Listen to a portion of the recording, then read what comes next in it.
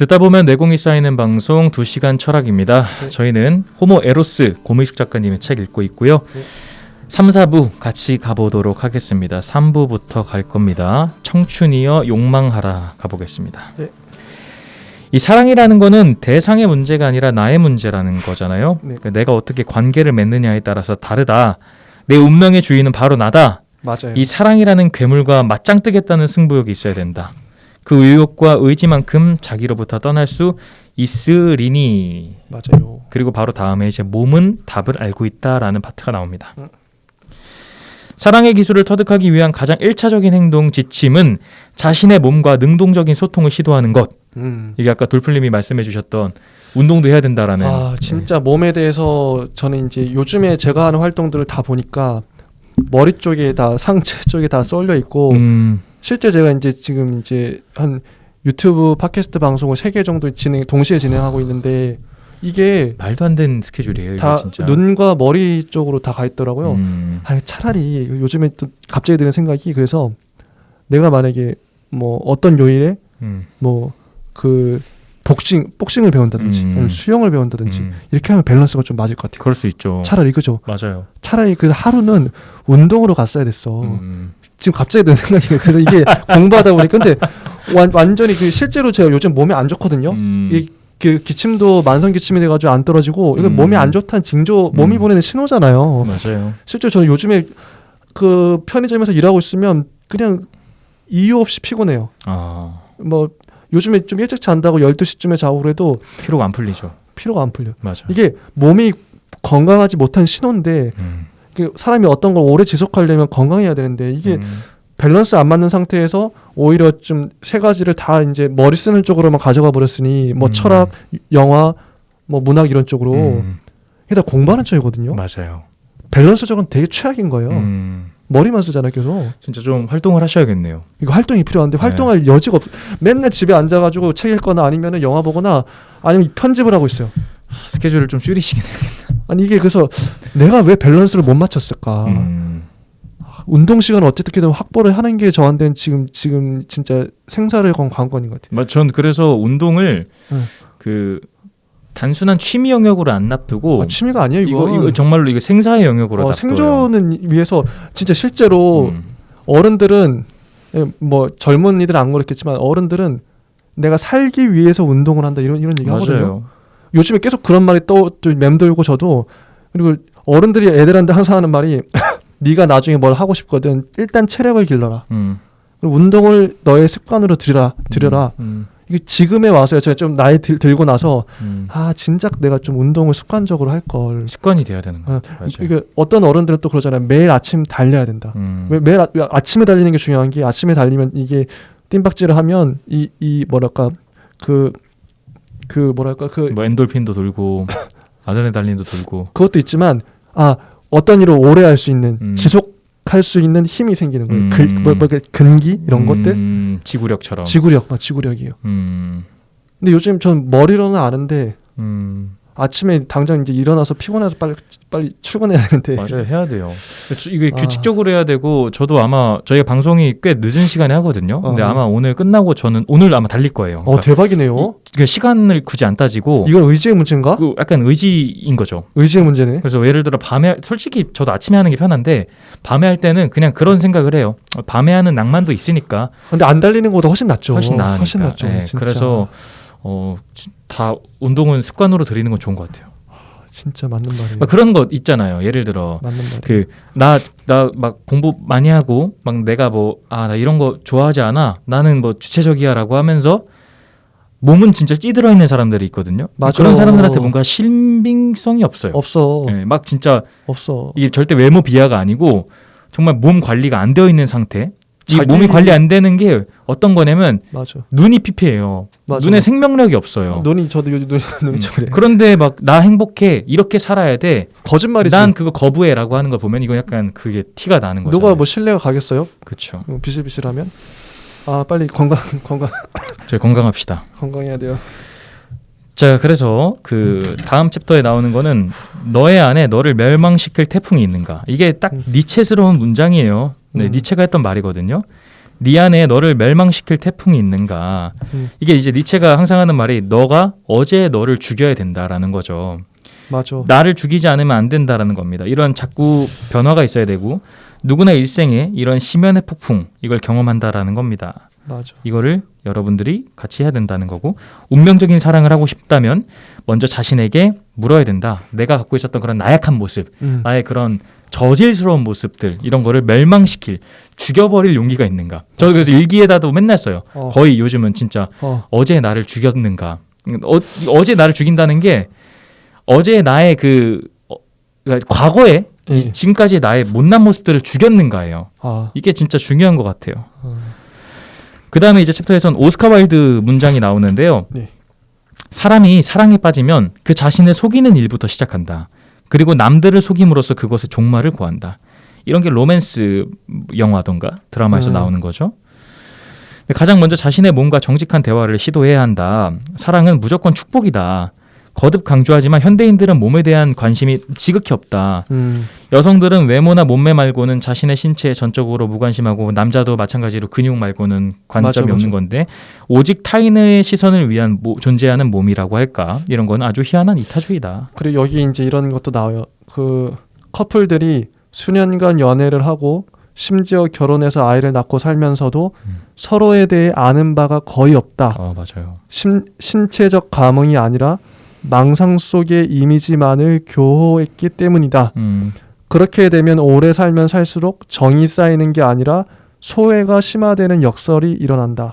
전 이게 소통이라는 게 진짜 중요한 게 뭐 수십 년을 부부로 살아도 서로 모르는 많죠. 경우가 많은 것 같아요. 맞아요. 저도 제 동생을 잘 몰라요. 한 거의 20년 가까이 붙어 살았지만 동생이 야, 너 진짜 그런 상처가 있었어? 이거를 거의 이제 동생이 한 대학교 때 와서 얘기를 해줘. 그러니까 자기가 말을 안 해주면 몰라요. 상대방이 어떻게 알겠어요? 난 몰랐네. 근데 이런 경우 되게 많거든요. 커플들도 심지어 이 망상에 갇혀서 아까 어떤 이미지 같은 거 어떤 그 관념으로 그 사람을 고정해 버리잖아요. 저 사람은 저런 사람이야. 그리고 넘어가거든요.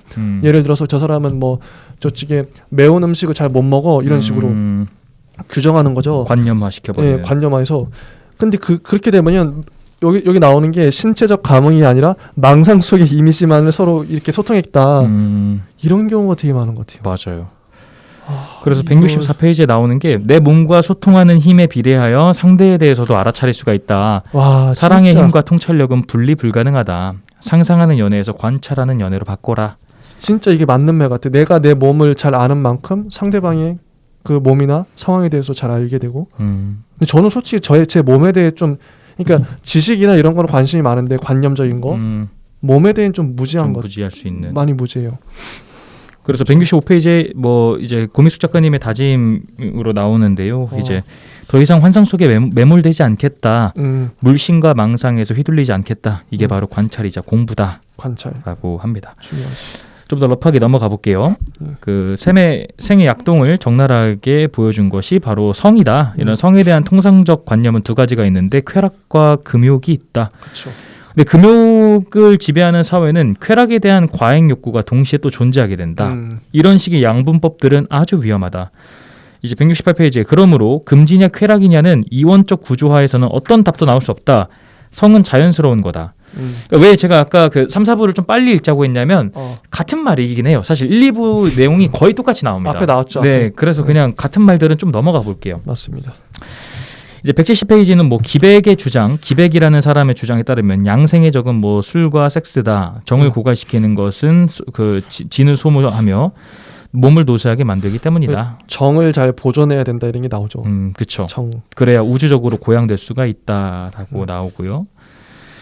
173페이지 보면 이제 성관계라는 거는 신체의 오감을 다 열어놓는 행위다. 그래서 그 열린 공간을 통해 아주 낯선 외부와 교감을 하게 되는 거다.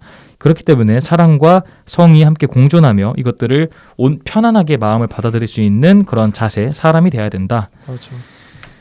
그리고 이제 176페이지 이제 실현은 없다. 이제 말이 나오는데요. 이제 이 점에서 에피쿠로스와 같다는 겁니다. 죽음은 아무것도 아니다. 우리가 존재하고 있는 동안 죽음은 우리에게 존재하지 않으며 죽음이 오면 그 즉시 우리도 더 이상 존재하지 않기 때문이다. 이거를 우리가 이렇게 할 수 있다는 거죠. 번역을 고명숙 작가님은 시련은 아무것도 아니다. 그러니까 이별은 아무것도 아니다. 사랑을 하고 있는 동안에는 이별은 없으며 사랑이 끝난 다음에는 이별 자체가 무의미하기 때문이다. 맞아요. 그래서 맞는 말이에요. 그리고 고통과 불행은 다른 것이다. 이것도 강조합니다. 사랑은 실체가 아니기 때문에 소유물이 아니에요. 그러니까 아픈 거는 아픈 겁니다. 아픈 건 아픈 건데 꼭 우리가 환기해야 될 사항은 고통과 불행은 다르다라는 지혜, 이걸 깨닫는 겁니다. 통증과 불행을 동일시하지 마라. 통증은 나를 더 강하게 만든다는 거잖아요. 근데 그거를 불행으로 여기게 되면 이거는 엄청난 고치지 못하는 고질병으로 만든다는 거예요. 맞아요. 그래서 182페이지 보면은 이제 차이거나 차이는 주체가 따로 있는 게 아니다. 이거는 그냥 두 사람이 만든 그 시절 인연의 장이 어긋남이 생기면서 낳은 그 비틀거리는 결과물이다. 그리고 이런 것도 나오는 게 179쪽에 누군가를 만나서 사랑에 빠지는 것이 아니라 때가 무르익으면 누군가가 만나지는 것이다. 이건 아까도 이제 우리가 했던 시절 인연에 대한 네. 이런 사고가 저는 되게 도움이 많이 돼요. 예, 누군가가 나타나서 누군가 뭐 진짜 좋은 사람이 나타나서 내가 사랑하는 게 아니라 때가 돼서 그 사람이 나타나고 만나진다. 그죠. 이 때라는 거는 일단 나한테 달린 것 같기도 해요. 맞아요. 그러니까 내가 몸이 건강하고 바른 생각을 갖고 내 스스로의 삶을 잘 살아가고 있으면 이런 나의 기운과 뭔가 리듬이 맞는 나와 비슷한 사람이 또 나타나서 서로 사귄다는 거잖아요. 주파수가 비슷한. 네, 서로 끌림이 있다는 거잖아요. 맞아요. 그리고 진짜 끌림이라는 게 나랑 비슷한 기운과 나와 비슷한 생활을 한 사람이 항상 끌리게 돼 있는 것 같아요. 맞아요. 그럼 일단은 이게 좋은 사람 만나려면 내가 좋은 사람이 돼야 되는 게 이게. 맞아요. 그래야 분별할 수 있고. 그러니까요. 내가 지금 엉망으로 살고 있다? 그러면은 만나면 안 되는 거죠. 그럼 나한테 오히려 독이 되는 거죠. 서로에게. 맞아요. 그러니까요. 그럼 지금 저의 맥락으로 보면 일단은 제가 이제 뭐 관념적으로 그러니까 뭐랄까 머리를 쓰고 뭔가 지금 영화도 열심히 영화 유튜브도 하고 촬영 유튜브도 하니까 관념적으로는 어느 정도 뭐 괜찮은 것 같은데 몸적으로 지금 제가 아프잖아요. 몸적으로 잘 못 살고 있는데 그 육체적으로 이런 상황에서 누군가 나타난다면 저랑 비슷한 사람이 나타나겠죠. 그 사람은 머리를 엄청 굴리고 오히려 신체는 허약하고 이런 사람끼리 만났을 때 어떤 최악의 상황이 벌어질까. 그럴 수 있겠다. 근데 비슷한 사람이 만나니까 이런 논리라면 시절 인연이라는 게 그렇지 않나요? 맞아요. 근데 진짜 맞는 말이에요. 이게 시절 인연 딱 같아요. 수준만큼 만난다는 것도. 그러니까 지금 제가 누군가를 만나면 위험할 수도 있다는 거죠.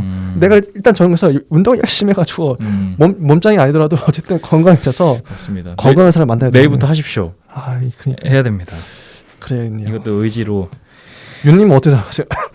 지금 완전 공감하는데. 지금 윤님 상황에서 저는 좀 애매한데 제가 누군가를 만나는 것 좀 애매한데 윤님이 지금 건강하게 살고 계시다요? 그래서 윤님 같은 사람이 나타났어. 자애 같은 생각 같지만 자애. 저는 저 같은 사람 만나면 진짜 너무 행복할 것 같아요. 그러면은 이거 자부심인데 이거. 진짜 정말 너무너무 행복할 것 같아요. 윤님 같은 체력에 윤님 같은 생활 패턴을 갖고 있는 정말 사람이면 꿈꿔요. 너무 좋다. 네, 진짜 꿈꿔요. 그럼 잘 살고 있다는 거네요. 그래서 잘 살고 있다는 게 또 그 니체가 했었던 아모르 파티가 어떤 의미냐면 니체가 그런 말을 하잖아요. 그 영혼 회귀 사상이라고 우리가 다시 태어나서 원래 보통 불교던가 기독교는 태어나고 죽으면 윤회하지만 다른 세상이잖아요. 혹은 뭐 기독교는 맞아. 다른 세상으로 간다든가. 천국 가죠. 근데 니체는 되게 재밌는 입장을 꺼내요. 영혼 회귀라고 해서 그냥 계속 그 삶을 똑같이 사는 거예요. 나의 이 시대와 이 사람으로 똑같이 계속 사는 거예요. 맞아. 그러니까 뭔 말하냐면 니체는 더 자꾸 나아지려고 했었던 삶을 살려고 했던 이유가 내가 만약에 비루하게 살면 이게 몇만 번의 영혼이 반복이 될 텐데 맞아. 내 영혼이 이번에 100년 삶이 끝나면 또 100년 뒤에 또 태어났을 때 또 이 삶이거든요. 그쵸. 얼마나 괴롭겠냐. 그래서 잘 살아야 되는 거다. 맞아. 이 사고방식이 되게 웃기죠. 다른 삶으로 사는 게 아니고 나는 딱 1900 몇십 년에 태어났었던 또 그 사람으로 몇십만 번, 몇억 번 사는 거예요. 맞아. 똑같이. 매번 영원히 똑같이. 영원 회귀예요. 그래서 내가 다시 돌아가도 행복하겠는가? 내가 다시 이렇게 살아도 행복하겠는가? 똑같이 살 건데. 이거랑 같은 맥락이라고 봐요. 내가 행복하게 살려면 지금 내 삶이 반복되어도 괜찮은 삶인가? 맞아. 라고 물어봤을 때 흔쾌히 진짜 너무 좋다. 근데 그 대답에 지금은 뭐 지금뿐만 아니고 꽤나 오랜 시간 동안 그렇다라고 대답이 나와요. 야, 이건 대단한 건데요. 되게 행복해요. 저는 약간 지금 제 삶에 불만족도 많고 갸우뚱한 것도 특히 이제 운동적인 것도 그렇고 이건 아닌 것 같아. 좀 약간 수정과 좀 뭔가 변화가 필요해. 약간 균형만 맞춰서 같이 균형이 필요해. 그런 상태거든요. 저는. 맞습니다. 이게 근데 확실히 지금 이제 제가 제 나름의 느낌이 우리가 서양 철학사 처음에 할 때는 제가 솔직히 저는 제가 많이 아는 줄 알았어요. 착각이 내가 잘하는 줄 알았어. 많이 아셔요. 아니 근데 그때는 그래서 제가 기운이 제 나름대로 좋았던 것 같아요. 근데 점점 요즘에 진행할수록 제가 막 체력이 딸리고 근데 막 기침도 하고 하면서 제가 막 지금 말도 제대로 못하고 솔직히 기침이 좀 잦아지긴 했어요. 이게 확실히 뭐랄까 처음 할 땐 제가 그래도 말을 좀 조리 있게 잘했던 것 같거든요. 근데 맞아요. 요즘에는 진짜 말을 할 수가 없는 게 말 좀 하려고 하면 기침이 나와가지고 제가 자꾸 끊겨요. 이게 근데 기침만 하는 게 아니라 생각도 끊겨가지고 그럴 거예요. 미치겠더라고요. 진짜 첫 회를 들어봤거든요. 내가 저렇게 쌩쌩하고 내가 저렇게 말을 잘했나? 내 스스로도 감탄스러운 거예요. 근데 만약에 내 건강이 좋아서 지금까지 그냥 꾸준하게 이게 왔으면 플러스 알파가 돼서 더 잘했을 텐데 맞아요. 이놈의 기침과 뭐 그냥 컨디션 관리 제가 못한 거죠. 이거는 그냥 건강이 나쁜 건 전적으로 자기 책임이에요. 다른 사람이 아니라 네. 상황 탓할 것도 없고 여기도 항상 주체성에 얘기 나오지만 건강이 안 좋은 건 무조건 자기 책임인 거예요. 맞습니다.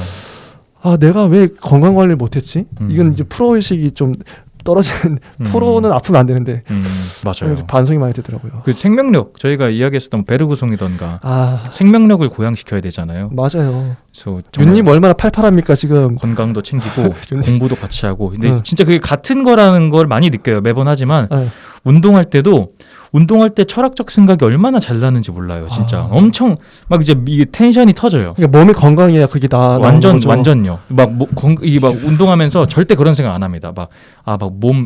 몸짱 돼야지 볶음 만들어 이런 게 아니고 맞아. 운동하다 보면은 내가 진짜 힘들 때 니체 생각을 막 하던가 이거지. 막 진짜 칸트 왜 그랬을까 이런 생각을 해요. 이게 공부지. 이게 몸으로 하는 공부. 근데 진짜 이게 하나로 이어져 있는 것 같아요. 정말 도움 많이 됩니다. 진짜 건강해야 됩니다. 정말 그런 전체적인. 자, 그래서 넘어가면 183페이지 봐보면 사랑은 기본적으로 어긋나기 마련이다. 그래서 뭐 짝사랑을 한다든가 이런 거 우리가 연애를 하다든가 사랑할 때 어긋나는 거 당연한 거다. 누군가를 좋아한다는 거는 부끄러워하지 마라. 이거는 그냥 되게 축복이다.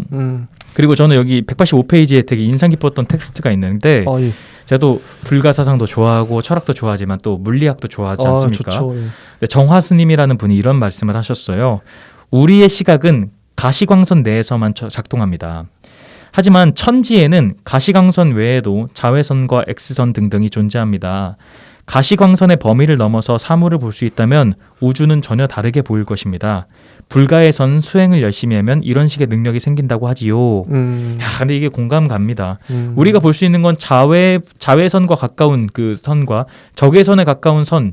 나머지 뭐 감마선이니 X선 뭐 이런 거 알파선 못 보잖아요. 못 보죠. 우리는 딱 있는 선밖에 못 봐요. 그래서 이거를 나를 증진시키는 것이 세상을 넓게 보는 거다. 확실히 근데 이 사물의 이면을 꿰뚫어보는 직관력. 근데 이게 실제로 저는 어떤 생각이 드냐면 이걸 보면서 만약 하나님이 신의 입장에서 인간을 보면 모든 인간들이 사랑스러울 거예요. 그렇잖아요. 사랑스럽지 않은 인간은 없을 거예요. 설사 살인자라 할지라도 하나님은 일단은 뭐 벌을 주기도 하겠지만 그 사랑해서 주는 벌일 거예요 아마. 하나님은 전적으로 기본적으로 모든 인간을 사랑하시고. 근데 그 관점에서 신적인 관점, 이 과시광선 비유했지만 하나님은 그 사람을 사랑할 수 있는 이유는 사랑 알면 사랑한다 이런 말 있잖아요. 사랑하면 알게 되고 그 사람을 알면 알수록 사랑할 수밖에 없다. 근데 그게 진짜 맞는 말인 게 제가 만약에 어떤 사람을 자꾸 관찰한다. 뭐 신의 입장에 대해서 그 사람의 하루를 보고 그 사람의 생각이나 이런 거 보면 되게 애틋한 마음도 들고 저 사람이 원래 좋은 사람인데 자꾸 잘못된 길을 가네 이렇게 근데 부모님이 자식을 보는 입장처럼 신의 마음은 더 클 거 아니에요. 맞아요. 그래서 이거다. 세상에는 사랑받지 못할 사람이 없는데 누군가를 사랑한다는 건 신의 관점으로 어떻게 보면 이 자외선을 넘어서는 가시광선을 넘어서는 관점으로 누군가를 관찰했을 때 맞아요. 그러니까 세상 모든 사람은 사랑스러워요 기본적으로. 아무리 뭐 얼굴이 못생기고 못난 짓을 해도 사람 자체 생명 자체가 사랑스러운 거죠. 근데 그 사람만의 매력을 발견할 수 있는 거 그게 그런 사람이 진짜 깨달은 거고 깨달은 사람이지 않을까? 아까 말씀하셨던 성인처럼 터득한 거죠. 네. 맞습니다. 그 사물의 이면을 깨뜨려보는 직관력, 그 사람의 그 이면을 깨뜨려보는 직관력, 그게 진짜 필요한 거. 우리가 가장 얻고 싶어하는 통찰력이니까요. 맞아요. 그래서 190페이지에서는 뭐 이제 발언할 수 있는 것들에 대해서 발언하라, 간절히 바라라, 그러면 뭐 이루어질 것이다라고 하고요. 그리고 이제 뭐 화폐 권력에 저항하라, 뭐 이제 장벽 없이 상대를 마주하라, 이런 걸 탈주해야 된다. 근데 발언에 대해서도 고양이 되기하면 고양이가 계속 두부를 보고 있으면 두부가 물에 떠오르고 고양이가 쥐구멍을 보고 있으면 쥐가 나왔는데 나온다. 잡고 이게 발언이라는 게 진짜 중요한 게 간절히 바라는 게 이루어진다 그대로 된다는 거잖아요. 근데 저는 여기 핵심이 뭐냐면 우리가 보통 이 사람들이 마음에 품고 있는 마음들이 아까도 이제 뭐 그 예시 제가 이제 버스를 타는데 예쁜 여자가 있어 봤어 막 이게 그것도 어떻게 보면 발언인 거예요. 뭐 발언의 정도는 약하겠지만 내가 그 어떤 그 패턴이죠. 저의 업보인데 계속 반복하는 대로 사람은 그대로 가게 돼 있고 그걸 또 끌어당기잖아요. 인력이라는 게 나는 평소에 어떤 생각을 그 여성에 대해서 이성에 대해서 내가 하고 있는 생각들이 있을 거 아니에요. 그 생각이 만약에 진짜 바르고 성숙한 거라면 성숙한 사람을 만날 거예요. 맞아요. 근데 그 생각들이 뭔가 헛되고 뭔가 진짜 야하고 음침한 쪽으로만 흐르면 그런 사람을 만날 거예요. 맞아요. 그런 면에서 저는 항상 부끄럽더라고요. 내가 왜 그러니까 이게 생각이 자유라고는 하지만 그 자유가 업보가 돼가지고 나를 파괴할 수 있어요. 맞아요. 저는 이 책 읽으면서도 이거 진짜 반성이야. 이건 내가 고쳐야 된다. 나의 업보다. 그런 생각이 많이 들더라고요. 맞습니다. 진짜. 그래서 사랑하기 위해서는 화폐 권력과 자본과 싸워야 된다고 합니다. 왜냐하면 그쵸. 이런 화폐 권력, 자본은 사랑을 소유와 집착으로 만든다. 소유 집착. 네, 이런 것들이 나와요. 맞아요. 저 더 빨리 넘어갈게요. 예. 이제는. 진짜 네. 많이. 누군가를 사랑하면은 알매 충동에 휩싸이는 것은 정상이다. 근데 그쵸. 내 자신 작가님이 터득한 진리는 사랑을 할 때는 공부를 하라라는 겁니다. 그래야 자꾸 내가 변하고 책이란 무엇이냐, 공부란 무엇이냐, 관계를 만들어준다. 내가 세상과의 존재에 대해서 질문을 던지면 관계를 만든다. 그래서 사랑에 빠지는 순간부터는 책을 읽어야 한다. 스스로의 힘에 대해서 인연의 그물망을 넓게 펼쳐야 되고 사랑의 배경보다 사랑보다 공부가 좋은 것은 없는 것이다 라고 이야기를 합니다. 맞아. 229쪽에 보면 그래서 삶의 서사를 함께 나눠라 이런 얘기 나오잖아요. 그렇죠. 4부로 넘어갔죠. 넘어갔어요. 4부 에로스와 운명입니다. 제가 자연스럽게 넘어갔어요. 네, 4부입니다. 삶의 서사를 알아야 됩니다. 맞아요. 그러니까 서사가 약한 사람은 자기 삶에서 얘기할 게 없는 거예요. 그러니까 내 삶을 잘 살고 있으면 내 삶에 그냥 얘기하면 돼요. 그냥. 엄청 많죠. 틈도 다 메꿀 수 있고요. 저는 이제 말할 게 있어요. 그래도. 누군가 만나면 나 지금 철학 유튜브 하고 있어요. 그런 게 서사죠. 나는 어떤 누가 이런 얘기했는데 그게 더 와닿아. 이런 식으로 전 자신 있게 얘기할 수 있을 것 같아요. 맞아요. 근데 예전에 이런 게 없었어요. 항상 부끄러웠어요. 항상 할 얘기가 없어가지고 맨날 솔직히 진짜 맨날 게임하고. 그러니까 할 얘기 내가 뭐 게임 얘기를 하겠어요. 뭘 하겠어요. 할 얘기가 없어지죠. 그리고 항상 뭐 게임하다가 화났던 얘기, 뭐 삐졌던 얘기 이런 거 할 수도 없잖아요. 그러니까 항상 삶이 부끄러운 거예요. 맞아요. 그래서 진짜 삶의 서사를 만드는 게 중요한 것 같아요. 맞습니다. 자랑스러운 얘기들. 사랑이라는 거는 나의 기쁨이 흘러 넘치는 거다. 누군가를 사랑한다는 거는 그 사랑의 원인이 되는 나의 존재를 긍정하는 힘이다. 만약에 사랑에 빠졌는데 그 기쁨이 새로운 리듬을 만들지 못할 뿐만 아니라 그 옆에 있는 사람들을 피곤하게 만든다면 그건 사랑이 아니다. 그렇죠. 라고 공감합니다. 이 부분도. 그리고 247페이지 보면 사랑은 느닷없이 오고 느닷없이 가버린다. 사랑은 돌발적이라는 겁니다. 맞아. 이게 보편적인 사랑의 전개 과정이에요. 다 급진적으로 하고. 그래서 우리가 아까 이야기했던 시절 인연. 그리고 사랑도 생로병사가 있다. 맞아. 보통 연애 소설이나 멜로드라마는 온갖 고난을 관습을 다 집어 던지고 거기에 사랑에 골인하는 장면까지만 나오는데 현실은 그때부터가 시작이다. 사랑이 확인된 순간 그 이후부터가 시작인데 멜로들은 늘 워밍업만 한다는 거예요. 맞아. 근데 사랑은 변하는 겁니다. 맞아. 사랑하는 사람은 몸도 변하기 때문이에요. 모든 게 생로병사해요. 사랑 또한 자라고 나고 자라고 쇠하고 소멸해요. 맞아. 이거는 우주의 정원 명령입니다. 야, 진짜 근데 실제로도 우리가 결혼까지만 생각하자. 연애할 때 결혼하지? 저 사람하고 결혼하고 싶다.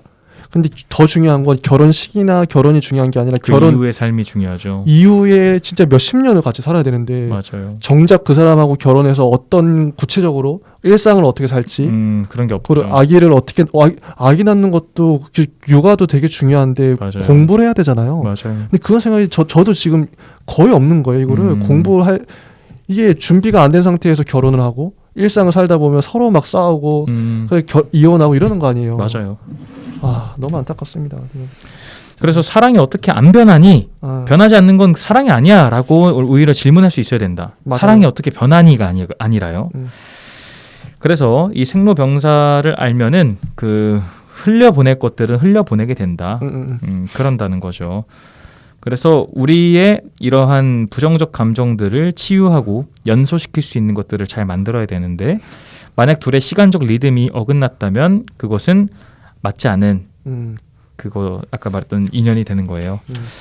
시절 인연. 그리고 257페이지 보면은 자신을 망치는 상대한테 늘 끌리는 이들이 있는데 불교에선 이거를 업이라고 한다. 맞아. 모든 고정된 것은 연기처럼 사라진다라고 마르크스가 또 이야기도 했고요.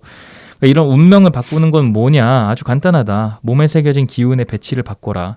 팔자를 완전히 바꿀 수는 없겠지만 적어도 팔자 안에서의 자유로운 공간은 내가 확보할 수 있을 것 아니겠냐. 그래서 욕망의 배치를 바꿀 수 있는 일상적 훈련을 해야 된다. 그렇죠. 그 재능이나 건강, 재물을 지금 자기가 쓰는 것과 전혀 다른 방법으로 쓰면 된다는 거예요. 그 제일 좋은 게 공부죠. 네, 변해야 돼요. 그러니까 제 스승도 제일 자주 하셨던 말씀이 네가 안 하던 짓을 해봐라.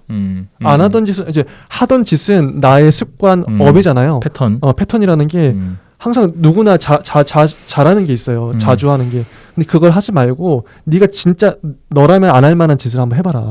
윤님은 그런 게 어떤 게 있어요? 근데 그거를 계속 하려고 안 하던 것을 해보려고 노력을 많이 해요. 그거 진짜 좋네요. 아주 사소한 거지만 음식 같은 것도 안 먹어봤던 메뉴 먹어보려고 꼭 하고 이런 거 되게 좋은 것 같아요. 맞아요. 진짜 그래야 세상이 좀 달라지죠. 저 같은 경우 운동을 해야 돼 지금. 맞아요. 그런 것도 맞아요. 저는 머리 쓰는 게 익숙하거든요. 이런 뭐 말을 하고 이런 공부하는 게 너무 좋기도 하고. 근데 이게 저희 업이기 운명이잖아요.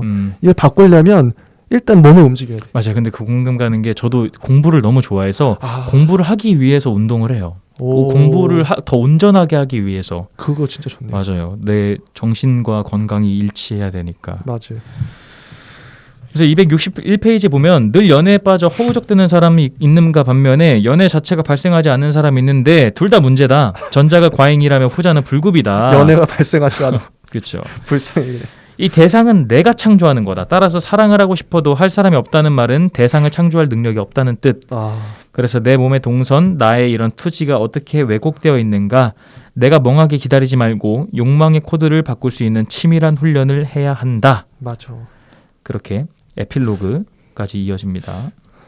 저희가 실제로 유튜브도 하고 하니까 이 말이 좀 이해가 돼요. 욕망의 코드를 바꾸는 거, 훈련을 하는 거, 이런 것들 안 하던 걸 해보면 되는 것 같아요. 맞아요.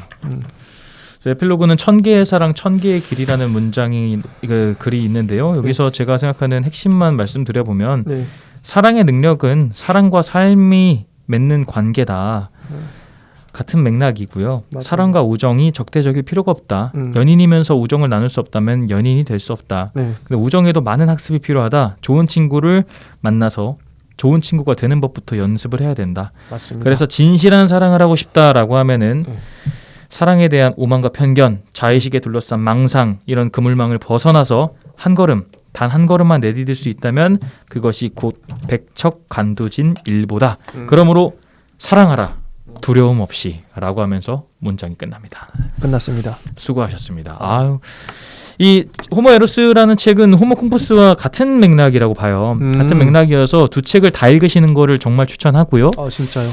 이게 좀 자만스러운 표현이긴 하겠으나 사실 저희 같은 경우에 좀 책을 좀 깊게 읽는 그러니까 좀 독서력이 있는 사람들이에요. 근데 그래서 쉽기도 합니다만 제가 봤을 때는 제 주변 지인들을 빗대어 봤을 때 이 정도 책이면은 쉬워요. 쉬운데 자신의 수준을 높이기에 딱 맥시멈 수준의 책인 것 같아요. 아 그래요? 저희한테는 이게 엄청 어려운 책은 아니었는데 우리가 하필 램프레이트 시작하는 그러니까 바람에 맞아요. 이렇게 돼버렸죠. 저희는 그리고 원래 독서를 그동안 많이 해왔으니까 원래 취미로 해왔으니까 하지만 독서를 안 하셨던 분들한테는 이 책이 약간 좋아요. 나를 완전 각성시킬 수 있는 최상의 책 같아요. 진짜 지난 시간에 했던 호모 콩푸스는 공부란 무엇인가 공부를 시작할 때 읽기 좋고 호모 에로스는 연애를 시작하시거나 연애를 제대로 해보고 싶다. 사랑에 대해 내가 잘 모른다. 하시면 요 한 권만 읽어봐도 충분합니다. 진짜 도움이 많이 되실 맞습니다. 거예요. 저도 이제 이 한 권만 제대로 내가 몸에 붙여도 연애 잘할 수 있다는 확신이 생겼거든요. 맞습니다. 단순한 그냥 뭐 기능적인 테크닉이 아니고요. 진짜 사랑의 자세, 삶의 자세, 네, 공부의 맞습니다. 자세 이런 것들을 알 수가 있는 책이었습니다. 그리고 저희가 이제 다음 시간에 할 책이 되게 중요한데 드디어 근데 제가 오늘은 제가 윤님한테 이 책을 선물해 드렸어요. 네, 건투를 빈다. 건투를 빈다 있고 이건 김어준의 주저. 네. 주저입니다. 주저. 자기 입으로 명저라고 하죠. 명저입니다. 명저. 네. 건투를 빈다가 있고 그다음에 이제 김용옥 선생님의 논술과 철학 강의가 있는데 저는 솔직히 둘 다 괜찮은데 윤님은 어떤 걸 하고 싶으시나요? 저는 논술과 철학 강의를 좀 읽고 싶긴 해요. 논술과 철학 네. 너무 원래 이게 첫 번째였는데 자꾸 다른 책 읽느라고 밀었어요. 맞아요. 이거를 저희가 또 더 깊어질수록 또 이 책을 답변하는 능력이 또 좋아질 것 같아요. 맞아요. 이거는 저희가 나중에 약간 뭐랄까요? 이벤트성처럼 그러니까 좀 짧은 챕터로 가져가 주면 좋을 것 같아요. 그래도 되고요. 딱 그런 내용들이 많이 있으니까 그래도 되고, 예. 우리가 진짜 사연에 답변해 주는 것처럼. 그래서 이 책이 이제 김용옥 선생님의 논술과 철학 강의란 책이 2권으로 돼 있는데 그 역사와 철학을 동시에 다 개관할 수 있는 기대됩니다. 이거 진짜 입문서로 딱 좋거든요. 철학을 공부하겠다 그러면은 이 책을 읽으셔도 좋아요. 그 정도로 진짜 이거는 읽어보시면 일단 다음 주에 한번 저희가 읽어보고 말씀을 드릴게요. 맞습니다. 진짜 기대됩니다. 저희는 다음 주에는 논술과 철학 강의 이제 도울 선생님, 도울 김용옥 선생님의 책을 읽고요. 드디어. 네, 저희는 앞으로도 계속 철학을 할 겁니다. 네. 철학이라는 거는 뭐 단순히 학문의 영역이 아니고 또 이것도 삶의 자세이기 때문에 여러분들도 다 같이 철학하시면 좋겠습니다. 네. 그러면 저희는 이번 주는 여기까지 이야기를 마무리하도록 하겠고 다음 주에 더 건강한 모습으로 찾아뵙도록 하겠습니다. 듣다 보면 내공이 쌓이는 방송 2시간 철학의 돌풀 윤이었습니다. 감사합니다. 감사합니다.